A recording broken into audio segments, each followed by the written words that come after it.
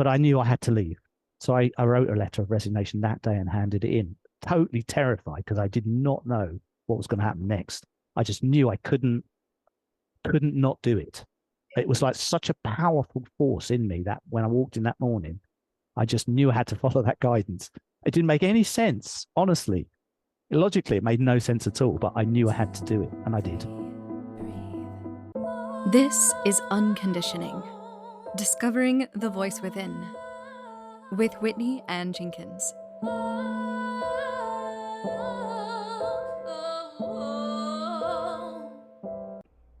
Hello and welcome to the 103rd episode of Unconditioning, Discovering the Voice Within, where I bring on guests and we talk about the inner authentic voice and the challenges and the rewards that come from following it. This episode, I have with me Ray Martin. Ray, also known as the Daily Explorer, is an entrepreneur and award-winning business leader. He is a coach, a mentor, a facilitator, a speaker, a writer, and a mindfulness teacher, and he is a torchbearer for greater human consciousness. In November of 2005, he left the UK to take a 6-month sabbatical. He was an award-winning CEO of a management consultancy at that point, and his business partner, who was also his wife, suddenly announced that she wanted out of the company and their marriage. And at the same time, his father died. So within 3 months, his life as he knew it was over. Consequently, he had a deep need to reevaluate all of his beliefs about life and work. His backpacking journey did not go according to plan, and it unexpectedly lasted 14 years. After much encouragement, in 2022, he published Life Without a Tie, which chronicled his entire journey. I really had a nice time listening to Ray tell his story about what he learned along the way, and I have a feeling that you will find his wisdom quite valuable. So here is my conversation with Ray Martin. Enjoy. Just tell me about you. How come you're doing the podcast and what made you start? I always like to know a bit about you. Sure, yeah. Well, I started the podcast in 2020 during COVID time because I Oh, yeah. thought that I was having really fascinating conversations with people that I knew. Yeah. And I wanted a place to share that. And also, I was really going through transitions and like really following my intuition and choices. And so it was really kind of a selfish exploration to see how other people did that in their life. Yeah. And it's kind of grown into this wonderful thing of it being an inspiring thing for me, but also for other people, listeners. And I find that even the people that I'm interviewing are getting something valuable out of it as well. So, Yeah, brilliant. Oh, amazing. yeah. So the nature of this podcast is about following the inner authentic voice or intuition or the daimon or the duende or whatever it is that drives you, that thing within you. And because of the nature of what you do and your work, you probably had to go through a lot of things yourself in order to be able to get to the place where you can navigate that and be a guide for others to do so. So one of the first things that I like to ask is, when is the first time that you can remember recognizing this voice within yourself and being able to follow it and use it as a compass? Yeah, it's a really good question. I can answer it quite precisely because at the moment I'm actually applying for a professional accreditation, and I've been asked a very similar question in that. And I can remember when I was about 10 or 11 years old, I knew my dad just passed away now, but when he was alive, he used to have friends who were kind of spiritual mediums. And I didn't know what that was when I was 10. But I could remember the sort of the energy coming off those conversations just felt completely different to the other kinds of conversations I heard my parents have. And I remember around that time, the whole concept of retirement just didn't make sense to me. I was only 10 or 11. No one ever explained it. But what I saw was that people would reach the age of 65 or maybe a bit older and then retire and then be dead sort of 3 or 4 years afterwards. And all the dreams they had their whole life of all these things they wanted to do after they finished work, would they never got to do most of those things. And I used to say to my friends in my class, what do you think about that? Doesn't that seem silly to you? And they kind of go, well, you know, like they weren't thinking about that kind of thing at all. And I didn't know why I was when I was 10. I said, well, I don't think that, I don't think we should do that. And they would say, so what do you think we should do then? You know, and as a 10-year-old, all I could think of was a silly thing. And I'd say, well, you know, I'm just going to work twice as hard in the first half of my life and earn double the amount that I would earn if I worked my full life, so that I've got the second half of my life to have experiences and travel and play and things like that. That's what I'm going to do. I had no idea what I meant even, or how it's going to work or anything. But I think that was sort of setting a kind of intention that later turned out to actually be more or less, not exactly, but more or less how my life went. Yeah. Um, Yeah. so that was really my first memory of having this intuition or this wisdom that Yeah. I had this sense that we sort of could author our own life somehow, that you didn't have to follow what was set by the outside in. It was like you could go from the inside out. I didn't know this to be true at all. I just was a hunch. Right. But Okay, wow. So what did your parents do as far as a profession, or how was that introduced? Was that concept introduced? Were they happy in their lives and what they were doing? And yeah, I think so. But it didn't. I don't think it consciously came from them, because my dad was a working man. He was like a bus driver or a printer or electrician. He was just a tradesman, really. And my mum had very similar kind of jobs in working in the local companies. They were just hard-working, working-class parents who loved us to bits and wanted us to have a successful education and a good life. But they were just hard-working people who yeah, worked to put food on the table and to get us through school and college so that we could get a good start in life. So right. they weren't particularly keyed into this stuff. I think my dad was, but I didn't really ever talk to him about it. Okay, so what was your connection to spirituality or religion like during that time of growing up? Did you have a specific connection to that you were like, Not until I was about 18, 19, I'd say, because by then I'd gone in. I went to the workplace at 16 because I had this dry. Now I had this like 10-year-old vision, which is I've got to earn twice as much in the first half of my life. So I went into the workplace with a huge amount of momentum to get to the highest levels of salaries as quickly as possible. And I was driven, driven, driven. But by the time I reached the age of 18, 19, and I'd already bought my first property and, you know, was on a good salary, I had a car on the company and all these sort of achievement milestones, I started to think, this isn't that great. I don't feel this is meaningful enough. If I have to go for the whole of my career just getting higher salaries and bigger company cars and a bigger house, that's not enough to keep going for. This just doesn't mean anything. It's pointless. And so I had this dilemma. 2 or 3 years in, I'm saving and I'm doing okay, but I'm losing the purpose. I'm losing a sense of meaning and purpose big time. I feel like my balloon is leaking gas. when you were 18 years old, Yeah, when you came yeah, up? Wow. Okay, so you're starting to see through yeah, the structures of the way that society is kind of set up for us. yeah. And I'm going out most nights, you know, frivolously blowing the money on drinking and eating and wildly not doing anything useful with it or anything creative with it, but just consuming really. Okay. And so I'm starting to think this isn't right. This isn't right. So I'm turning to friends who I'm with doing all that consuming, going, are you thinking about this? With how right this is? Do you ever wonder why we're here? Do you ever have a question like, what's the point of me? Why was I born at this time or anything?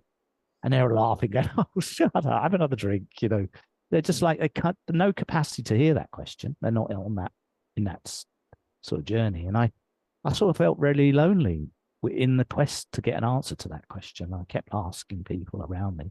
No one had an answer until one day, I think I was 20, I met a person who had an answer.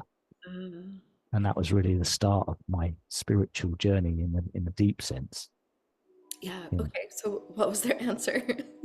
Well, it wasn't like this is why you're doing it. She was someone I could talk to who had a kind of, what I noticed about her that was really woke me up was that she had a presence that I'd never seen before. Like when she looked at me, she looked at me fully. She didn't ever break eye contact. She paid full 100% undivided attention to me while we were talking, for the whole time we were talking, as if I was the only thing in her world in that time. Yeah, there's And something. no one I knew did that. It was really exceptional. It sounds ordinary, but it was exceptional. Well, there's something to be said for the moment where you feel seen for the first time. Yeah. Like, And whenever she was a girl around about my age, so I tried to flirt with her and do all of these things that I did with other people. With her, it bounced off like she just maintained her same connection and focus in the conversation, but none of that stuff worked on her or made any impact at all. And it was frustrating because I thought, what she's just so different. And when she came to, I met her through work, and when she came to work, she started work at 8:30 or 9 o'clock, and then 100% energy into her work all day, no breaks, and then finished actually at the finish time. But the rest of us, we were taking breaks every 20 minutes to go outside and have a cigarette, and we weren't working really hard. We were lazy by comparison and very undisciplined. She had this very disciplined energy that she had sort of instilled in herself, and a routine that got really good results. And I was just blown away by everything she did. It was more her way of being that blew me away, actually. And I said, one day had to ask, how come you're like the way you are? What's happened to you? Why do you think and speak different to everyone? What's happened? What's all that about? And she eventually said, well, I've done a lot of training with this group on self-awareness. I've done these seminars, I've done this introspection with guidance. If you like, I can introduce you to the group and you can become part of it. And that's what happened. I did. oh, excellent. So what kind of things did that group explore? Oh, everything. Like uh, limiting beliefs, sexuality, your relationship to money, your beliefs about creation. Taking personal ownership and responsibility for creating the life you wanted. All of those things, and it was run by a guy in the UK he'd worked with Werner Erhard in America, who started the EST movement, the Erhard seminar training in the 70s. And now that type of education has now been rebranded into what's known as the Landmark Forum, and it's a global organization. A lot of people go through their trainings for personal development and leadership. So the Landmark Forum is still going today, but it's a kind of education that takes you within yourself to gain more self-awareness and self-mastery, because it looks into how having a conscious mind is so vitally important.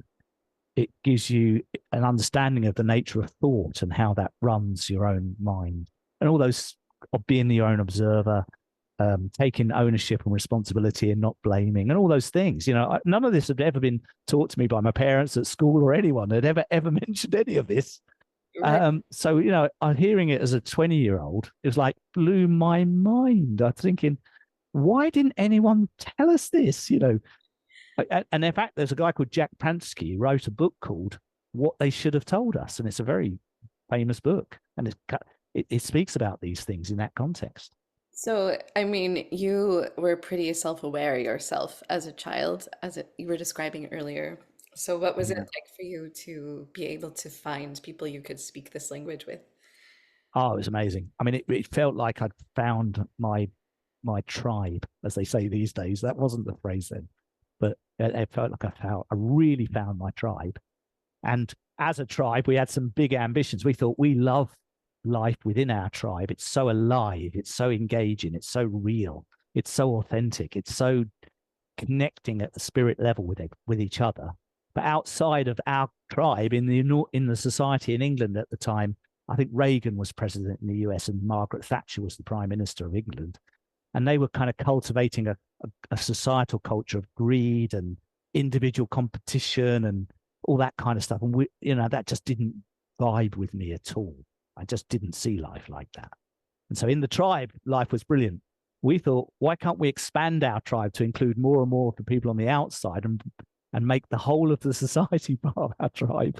So we had this vision to transform society, taking this kind of understanding and energy out into it. And I was part of that movement. So it gave me a purpose beyond anything I could have imagined. That's brilliant. I bet. How did your life change from being a part of that tribe? Well, just I don't know if I could answer that over hours. It changed. Energy levels were constantly high. We had visions and ambitions to fulfill all the time. We tried to get people into the political system and get them elected. We started a couple of commercial businesses to actually get practice at communication, because if you can hone your communication skills in the business world, you know you've mastered it because you get business financial results, and that's the marker. So we started in Britain the first ever telemarketing agency in the 80s, Oh, wow. and that rose to the number one market leader position within 5 or 6 years, won lots of awards, and then it was acquired by a much bigger company for a lot of money.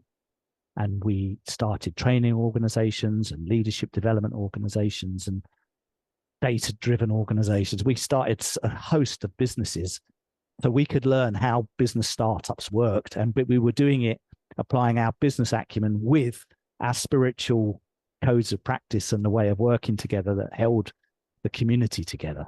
So it was kind of it was like a perfect life for about 10 or 12 years for me. It's like spiritual university. It was brilliant.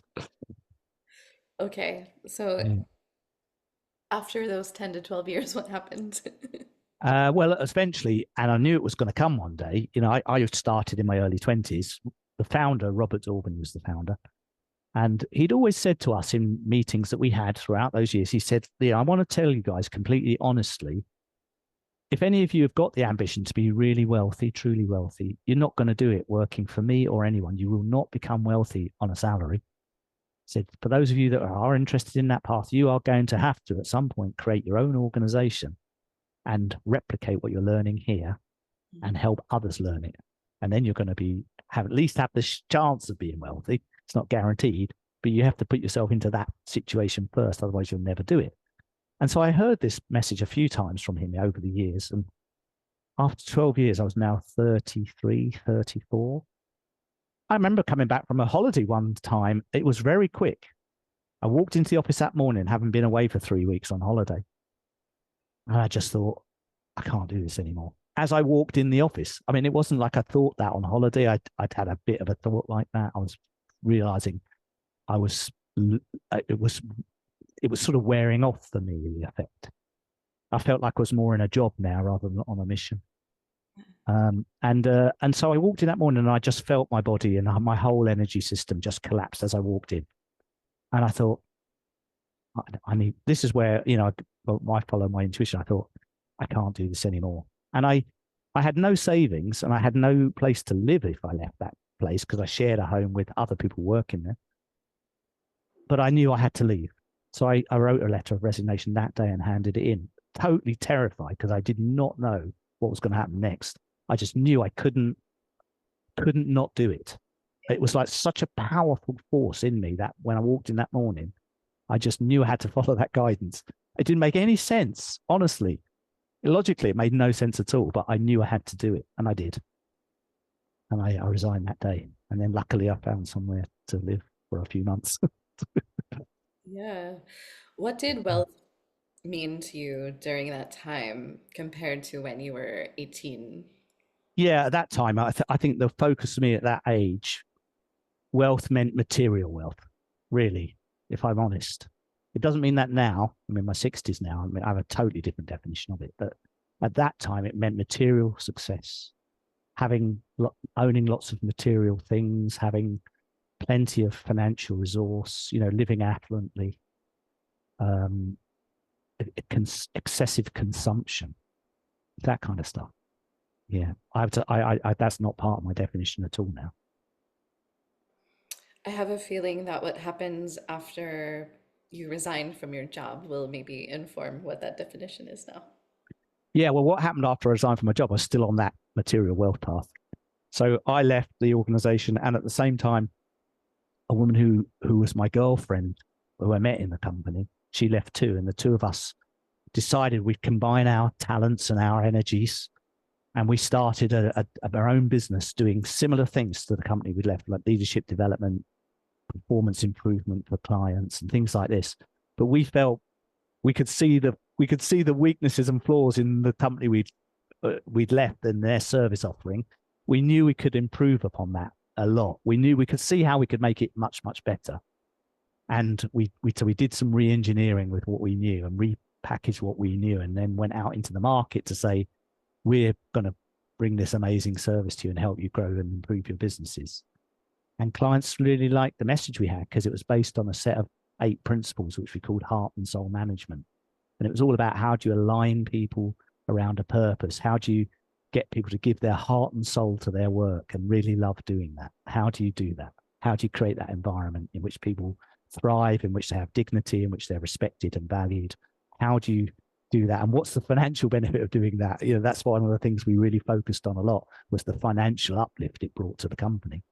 And of course, the business was really successful. And within 7 or 8 years of launching that business, we've grown the client base hugely. And we have a paper in England called the Daily Telegraph. Have you heard of it? I don't know if you know it. Yeah. It's like the New York Times or something, but they chose me as business leader of the year in 2002 for being CEO of the company. And so I went from being materially driven as an employee to now being materially driven as the CEO of my own company. So obviously had a lot of wealth and a great house in London, and all of the trappings of that came with it. And I sort of felt, well, I've done that. But underneath all of that, I still wasn't really feeling that it was probably the life I was meant to be living. Yeah. So I was still uncomfortable in that sense. I wasn't successful in that sense. So how old were you during this time? What was at that time, I was around about 40-ish. Okay, so yeah, 65 was still a ways away. Yeah, So yeah, exactly. what was your perspective on that retirement as you got closer to? I don't know. Because I don't consider I'm totally not retired. I've got loads of coaching and leadership work I do currently. Yeah. But I knew that something wasn't right, even though I was very competent in the role as CEO and I got recognition publicly. And I knew that something wasn't right, and it just kept gnawing away and gnawing away. And then one day, my business partner, who became my wife, obviously because we were girlfriend and boyfriend, and then we got married. One day, she came back from a meeting and suddenly announced, "I'm leaving you and I'm leaving the company. I've met someone and I'm going." And that shocked the hell out of me, if I'm honest. It just completely blew apart all my delusions about success, because suddenly I was going to be feeling really like I failed and I was unsuccessful. And at the same time, my father got very ill and he died. He passed away at the same time. Oh, wow. So within 3 months, my marriage had bust. My dad passed away. I was out of the house we lived in. I had to find something else. And the company was going to change irrevocably because she was a very key player in the company. And so I knew everything was broken, probably for a reason I couldn't quite understand, but I knew there was something in there for me to learn and deeply explore. And to cut a long story short, friends of mine who cared about me a lot saw this going on and said, "Well, why don't you take a 6-month sabbatical and explore that, reflect on it, get some new wisdom and insight, and then let you steer your life from there?" I thought, that's a really good idea. So I set my life up to do that. I sold my house in London that I was living in. I got rid of most of my material stuff that meant very little to me. I think my wife had more of an attachment to those things than I did. And I left myself with a bag of clothes and a laptop to go on a 6-month sabbatical. And I thought, when I come back, I'll buy a new home and start again. So I'm 6 months into this sabbatical in Asia, backpacking around Asia in my 40s, never done anything like it before. And I'm feeling anxious, scared, a lot of guilt and shame about having screwed my life up in that sense. And I'm wondering how to get past that. And someone said to me, "Why don't you do a 10-day meditation retreat in a monastery, a Vipassana retreat with Buddhist monks?" I thought, what's that? I've never heard of anything like that, or never heard of meditation even, didn't know what it was. Seems weird saying that in modern times, doesn't it? Because we all know what mindfulness is now. It's like common, but then it wasn't. Especially since you were so focused on self-development, like earlier. Yeah, correct. And so I thought, yeah, I'll do that. So I went into the monastery for 10 days. It just blew my mind in a good way. I felt like I had a reset. I was calm. I had no anxiety. I was really grounded. I saw things really clearly for the first time. I saw my own mind and how much trouble that creates for me. I understood that. for the first time, really. And some of the Buddhist teachings, like the cycle of craving and desire and things I never really considered, I started to see how they'd driven a lot of my decision making in life and how they were never going to be satisfying, no matter how much I did them. And this really freed me. Having this new understanding gave me a lot of mental freedom. And I decided it was so beneficial, I decided to carry on a bit longer. So I thought, I won't go back after. I didn't have any children when I was married, so I was free to keep going, if you like. And so I carried on. I joined a meditation sangha, carried on developing my practice. Then I saw something I wanted to do, some fundraising around an elephant sanctuary and an orphanage in Nepal, and started running marathons to raise money for the. And to cut a long story short, my 6-month sabbatical turned into a 14-year journey out of my backpack. Wow. And I returned to the UK in 2019, just what's that, 6 years ago. And I was so asked so many times during that journey by people who've met me and stopped me and asked me about it. Often after we'd spoke for an hour about how it had all gone and how it started, they often said to me, Ray, can I give you my email address? I said, why is that? They said, well, because if you ever write a book about this, I'd really like to read it. And I just laughed and said, I'm not doing this to write a book. I wasn't a writer. But about 100 people at least gave me their email addresses. And I suddenly realized, oh my God, the universe wants me to write a book about this. I keep getting this message every week. And so I did write a book about it, got published a little while ago, and to capture the learning and the wisdom from that 14-year journey. What was writing that book like for you? Oh, hard. It took me 6 or 7 years to finish, and it was very cathartic. I had to dig deep, and I had 2 really encouraging and very brilliant editors who were with me the whole journey. So as I wrote each chapter, they would have a reflection session on it with me, and they would say, so tell us about this part you wrote. And they would ask me questions to take my insight deeper. And then I would then rewrite those pages a little bit more with what I'd been able to understand through those conversations. So it was like reliving the journey as an observer of it, and getting a deeper insight from it, because I had this support to actually do it. And, I've had some brilliant feedback around the book, so I think that was worth it, that journey. And I just really wanted to share the wisdom, because one of my guiding principles in my life and on that journey was the principle of contribution. I like whatever I'm doing with my life, I like it to be a contribution to others as in the best way I can. And so that gave me a chance to really give people wisdom and knowledge that I'd experienced and help share that understanding and spread it. Because I sort of think of probably someone should say this about me rather than me say it myself, but I think of myself as a torchbearer for greater human consciousness. That's how I like to think of my journey on this planet. Absolutely. Wow. What did you learn about yourself during that process? Oh, masses, obviously things like the kind of negative patterns of behavior that live in me and how they affect my relationships, and particularly how destructive they were and are and can be. I'm not completely 100% free of them, but I'm much wiser and much more able to navigate around those these days. So a lot of self-awareness about my own patterns, my own beliefs, a lot of compassion, because as I traveled around the world, I went to 28 countries. Like if I went somewhere like Cambodia and saw the killing fields, which I did, I would be in tears. I'd be outraged at what I was learning and discovering in terms of the brutality that's possible between human beings. And that's things I'd never really faced directly into and looked at and gone, what's this about? What happened here? And it just ignited a massive sense of sort of compassion, made my own problems in life seem truly pathetic by comparison when I considered those. So it's a hard question to answer, but masses. And that's exactly why I wanted to write the book, because I wanted to say a lot more about all the learnings. But if anything, if I was to sum it up, my editors were brilliant. When I finished the manuscript, they said, can you write a chapter that we can put on the end of the book, which is, what's the wisdom I've learned from these 14 years? Can you summarize it in a few pages?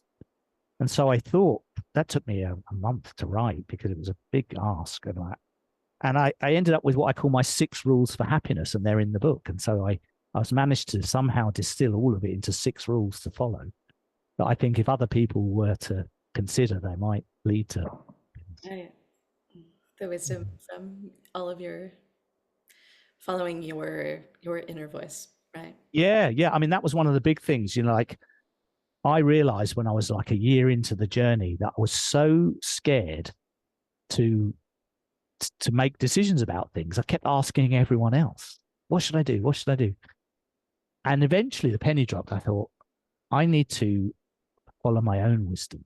How do I hear that? And then I did the Vipassana retreat, and I realized that by stillness and quietness, the more I practiced that, the louder the volume of the voice of my inner wisdom got, because I couldn't even hear my voice of inner wisdom. There was so much noise in my head, it was drowning it out. And the more and more I practiced going into silence, going into quietness, going into stillness, it's a bit like those snow globes you get when you go to New York on a holiday or something, and you shake it and all the snowflakes are falling in it. And then when you put it down and just let it rest, it all falls to the bottom. And then you get this clear picture of the Statue of Liberty, which you can see easily. That's a beautiful example. I love that. Yeah. Yeah. And so I just, it was the practice of stillness that over time enabled me to hear my inner voice more loudly and more clearly. I wouldn't say it was instant, and it certainly comes and goes in my life. Even now, there are periods where my head gets very noisy. There's a lot of stress and all things. And I lose touch with that voice for a little bit, and then it comes back. It's Right. always there. It's always there to some extent. Would you mind maybe going a little deeper on what that stillness entails? Because I feel like meditation to many is something that they try to wrap their head around and quite Mm. can't understand the true essence of what that really is. Yeah. I mean, I'm not a spiritual guy, or I'm just a businessman who's had a journey of reinvention, I suppose, so to try and improve my own life. So I'm saying it from that perspective. So I'm sure purists out there might find some technical issues in what I say, but I found for myself that going into that quietness, for a start, it makes me realize clearly that this idea we're not our thoughts is actually true. Because when I'm sitting and I am still and I can feel the wind blowing on my face, or can just hear the sound of birds around me or something, I'm realizing that the thinking that's going on is coming from somewhere, but it isn't me. I am aware that I am sitting. I am aware I am a natural being. I am aware I can see and hear thoughts passing through my mind. I am the awareness that's noticing that. I'm not the thoughts themselves. And so that really strikes me very clearly when I'm in the meditation space, because it's very hard to believe that idea is true when you're just having it as a thought, as an intellectual debate. But when you're actually sitting quietly, it's almost like the proof is irrefutable, I think is the word. It's impossible not to see that. Because I notice, when there's a lot of noise going on in my life, that's harder to sit quietly, and it's a lot easier when it's quiet. So that's one thing that I would say immediately to answer your question. And then the other thing is that the longer I sit in the stillness, what it feels like, thoughts to me feel like they're in up here. I know I'm pointing to my head, but actually, when I'm thinking, I feel like I'm in my head. I literally feel up here.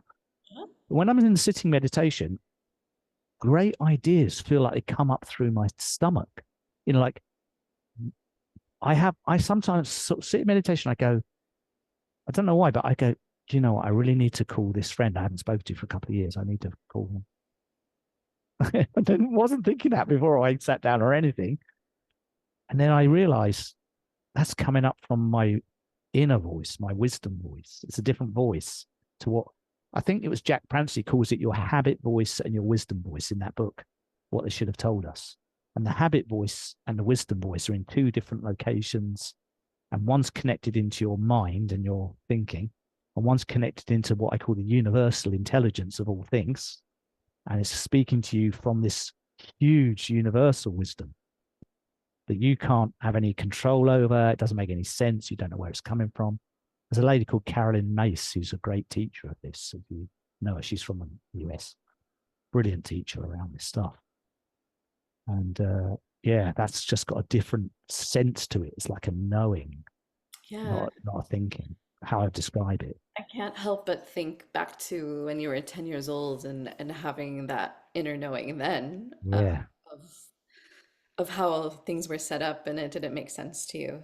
Uh, yeah, yeah. And I, so I don't know if that is an answer you're resonating with, Whitney, but that's how it feels to me. Absolutely, yeah. Because I feel like a lot of times when we talk about meditation, people think that it is like just cutting off the mind and it being I'd say absolutely the opposite.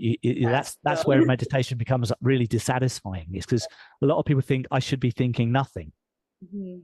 and I'd say, like, I think it was John Kabat-Zinn, who's a brilliant Yeah. teacher. I think it was him that said, if you're, and you're in the train station on the platform, and some trains are express trains, and they're just going through the station very fast, and you can't mount the train. Some actually stop, and you can get on them. And thoughts are like that. I mean, you're standing on the platform and the thoughts coming and going, and you can see it and you can just watch it go. You don't have to try and get on the thought. It's sort of attached to it. Yeah, exactly. Yeah, it's kind of that's not a bad metaphor, sometimes. Yeah. Because like I have a thought sometimes, and honestly, it's an honest one. I can't do that. I'm not good enough. I'm not skillful enough. I know it's a thought, and I know it's not 100% true, but I energetically buy into it as if it is sometimes Yeah.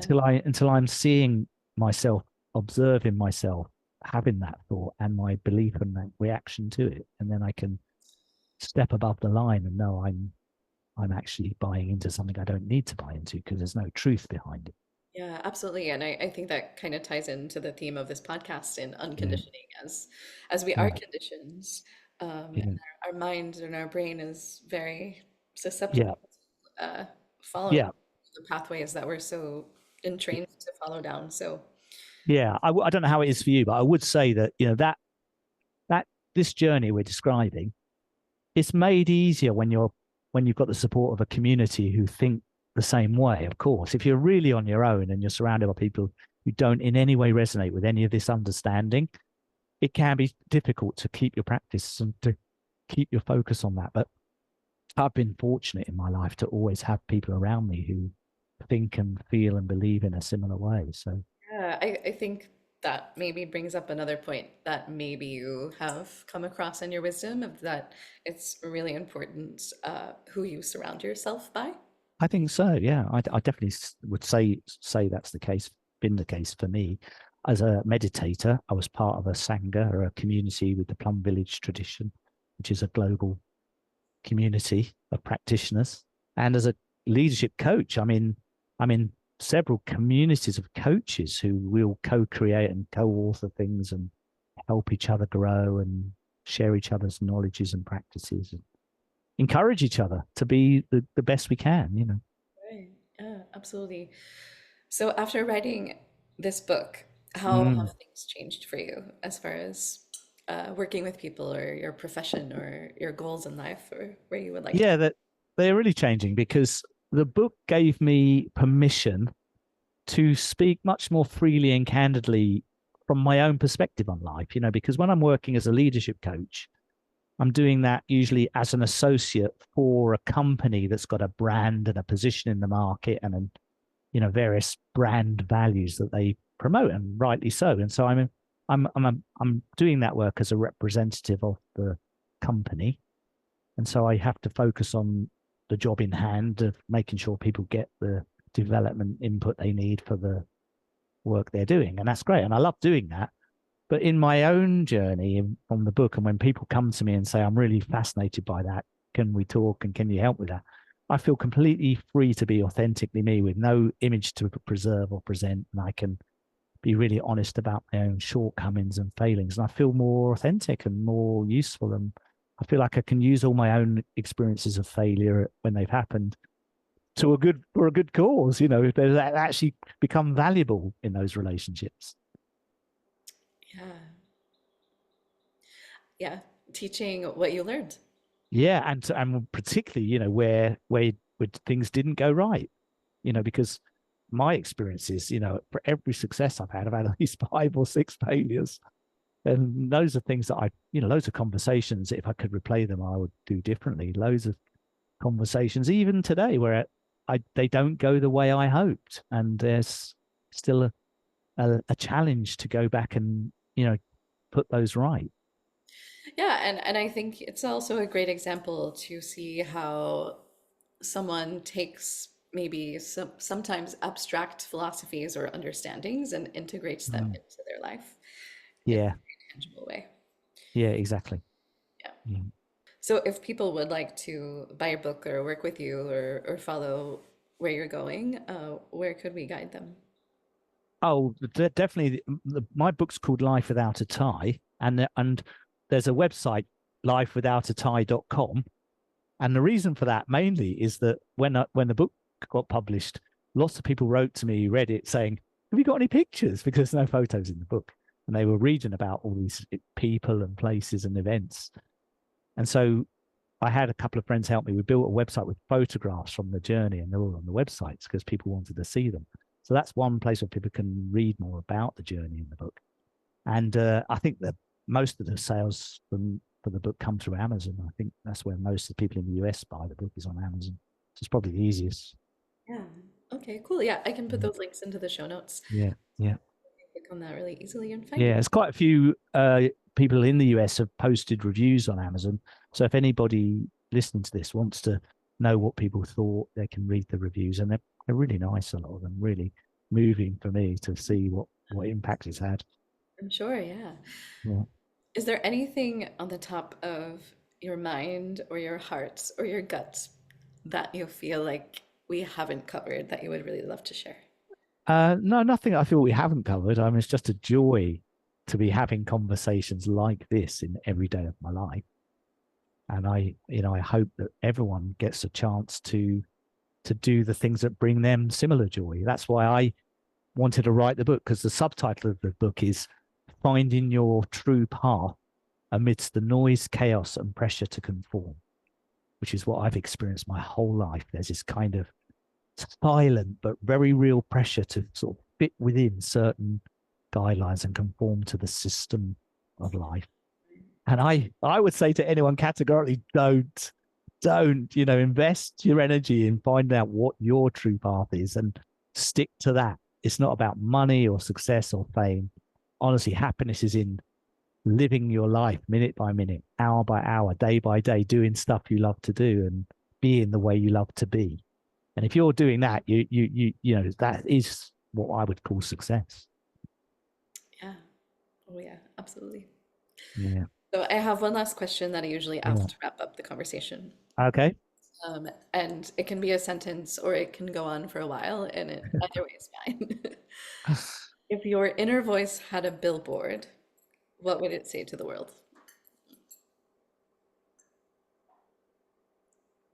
Can I answer that in a 2-minute answer? Yes. Yeah. Okay.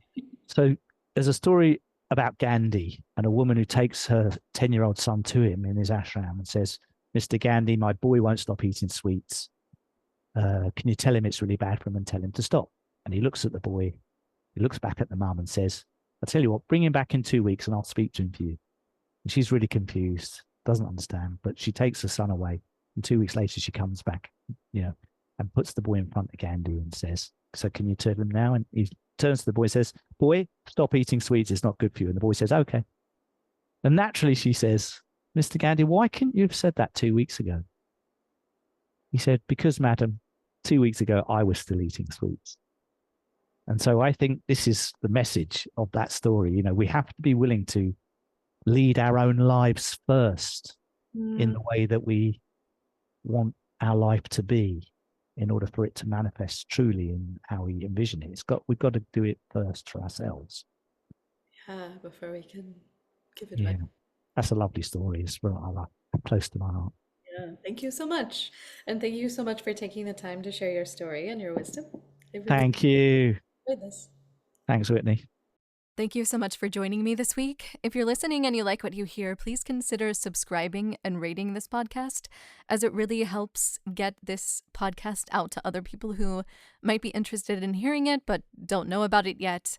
And also, if you'd like to contact me or reach me, you can reach me at unconditioningpodcast@gmail.com or unconditioningpodcast on Instagram. Thank you so much, and until next time, stay tuned in to you.